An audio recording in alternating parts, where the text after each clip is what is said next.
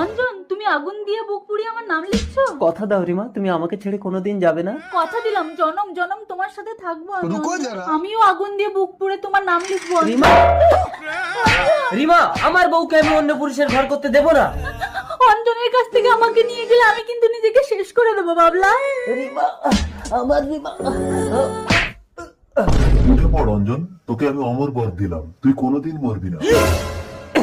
রিমা, আমার রিমা। স্বামীর অত্যাচারে রিমা আর বেঁচে নেই অঞ্জন। না, আমার রিমা মরতে পারে না। তুই চিন্তা করিস না, 300 বছর পর মধুপুর গ্রামে তোর রিমা আবার জন্ম নেবে। কিন্তু আমি ওকে চিনবো কি করে? ওর বুকে তোর নাম লেখা থাকবে। ওর বুকে থাকবে আমার নাম। মনে পড়েছে তুমি আমার অন্তর।